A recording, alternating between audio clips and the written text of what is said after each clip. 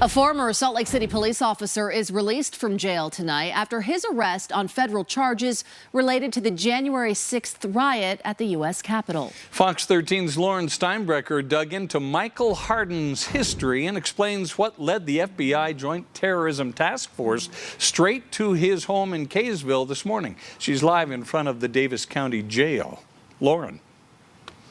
Yeah, Bob and Kelly. So this is where Hardin was processed through today before a federal court hearing that took place this afternoon. Now, the FBI says that they used Google location cell phone data to place Hardin's cell phone inside the Capitol building during those riots. But their entire investigation came about because of two people who came forward. These photos, the U.S. Attorney's Office says, show Michael Hardin inside the U.S. Capitol on January 6th, smiling next to the bust of Abraham Lincoln, buried in the crowd.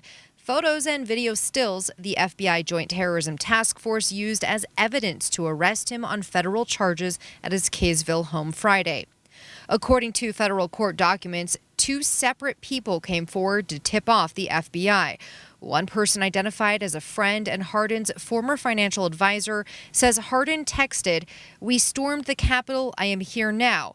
I know you don't like Trump, but he is the rightful president, and we will return until we win." A second person, who said they've known Hardin for 20 years, gave the FBI this photo that they say his relative texted them, who in turn claimed to have received the photo from Hardin directly via text message on or about January 6, 2021.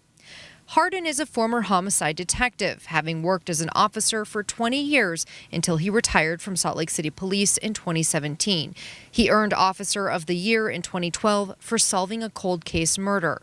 For someone who spent his career in the pursuit of solving crimes and charging others, he's now facing serious federal charges himself. They include knowingly entering or remaining in any restricted building or grounds without lawful authority, disorderly and disruptive conduct in a restricted building or grounds, disorderly conduct in a Capitol building, and parading, demonstrating, or picketing in a Capitol building.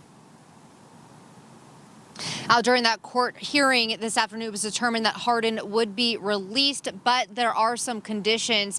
He cannot leave the state of Utah. He cannot go anywhere near D.C. unless it's for a court hearing, and his passport and his guns were also taken away.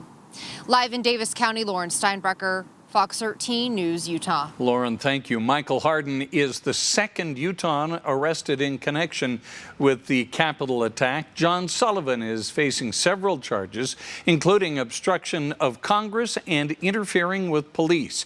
He is under home detention while his case works its way through the courts.